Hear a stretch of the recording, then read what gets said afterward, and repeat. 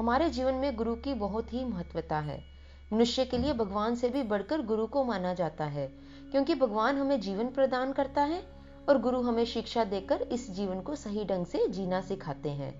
परंतु वास्तव में गुरु है कौन और असली गुरु की पहचान कैसे की जाए? आज इस कहानी के माध्यम से सच्चे गुरु की पहचान के बारे में जानेंगे। इस दुनिया में कितने ही सुख सुविधाओं के साधन जुटा लें, लेकिन एक न एक दिन तो मन उब ही जाता है। प्रत्येक मनुष्य के जीवन में एक समय ऐसा आता है कि जब वह दुनिया से परे सोचने के लिए मजबूर हो जाता है। ऐसा ही समय एक बार महाराज अजातशत्रु के जीवन में भी आया।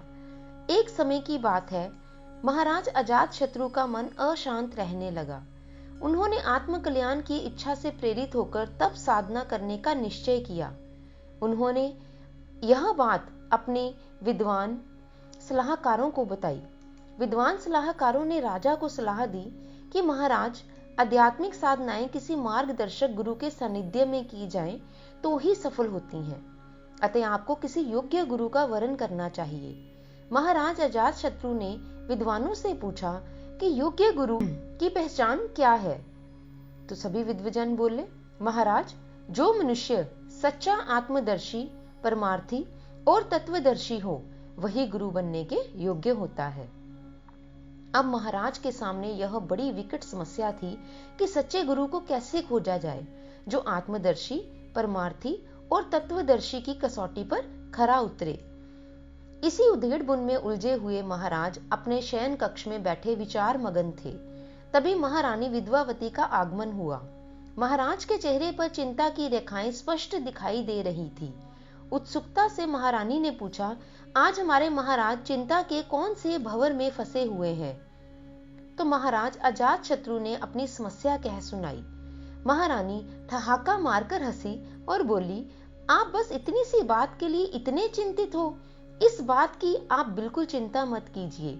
आप सारे राज्य के विद्वान संतों, महात्माओं और गुरुओं को अपने राजमहल में आमंत्रित कीजिए। योग्य गुरु का चुनाव हम करेंगे।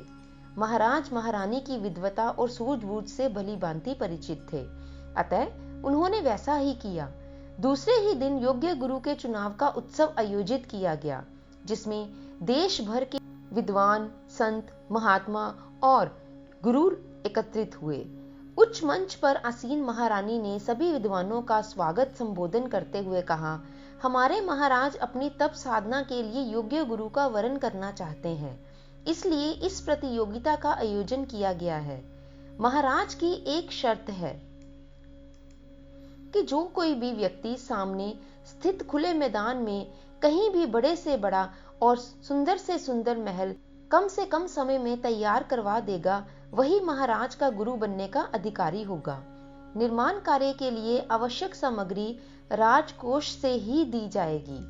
महारानी की यह घोषणा सुनकर सभी विद्वान अपने अपने महल के लिए भूमि नापने लगे। जिन्होंने भूमि का मापन कर लिया, वो निर्माण कार्य के लिए कारीगर और आवश्यक सामग्री जुटाने में लग गए।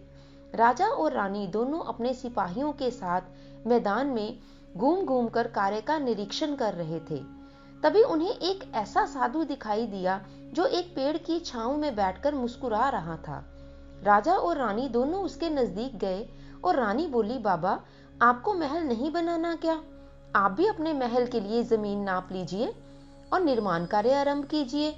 साधु हंसकर बोला, बेटी, मुझे महल की क्या जरूरत, जब ईश्वर ने यह विराट विश्व ही महल के रूप में दिया हुआ है। पहाड़ों की कंदराएं ही मेरे महल हैं और विस्तृत वन ही मेरे बाग बगीचे हैं। पेड़ों की शाम ही मेरे ठहराव स्थल हैं और पशु पक्षी ही मेरे मित्र हैं। आपके यहाँ तो मैं महज एक अतिथि बनकर आया हूँ, आज यहाँ तो कल और कहीं। रानी ने प्रसन्न होकर महाराज से कहा, महाराज, यही आपके योग्य गुरु हैं। इस तरह राजा अजातशत्रु को योग्य गुरु प्राप्त हो गए। इस कथा से दोस्तों एक बड़ी ही महत्वपूर्ण शिक्षा मिलती है कि किसी को भी गुरु बनाने से पहले यह जांच कर लेनी चाहिए कि वह गुरु बनने योग्य भी है या नहीं। आजकल अधिकांश गुरुओं की बाढ़ आई हुई है।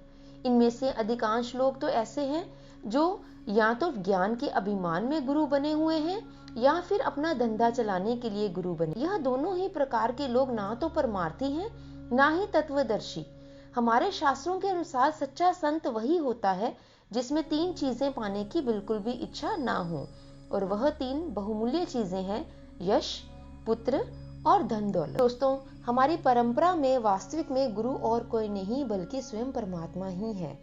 एक गुरु वह है जो अपनी आंतरिक शक्ति से अंधकार को दूर कर सकता है, अज्ञान को दूर कर सकता है और दीक्षा को प्रकाश, सत्य और आनंद के दायरे में ले जा सकता है।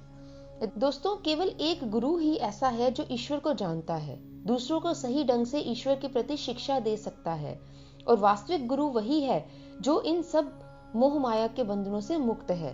व्यक्ति को अपनी दिव्यता को पुनः पाने के लिए एक ऐसा ही सद्गुरु चाहिए जो निष्ठा पूर्वक सद्गुरु का अनुसरण करता है, वह उसके समान ही हो जाता है, क्योंकि गुरु अपने शिष्य को अपने ही स्तर तक उठने में सहायता करता है। और हमारी परंपरा में वास्तविक गुरु कोई और नहीं बल्कि स्वयं परमात्मा ही है।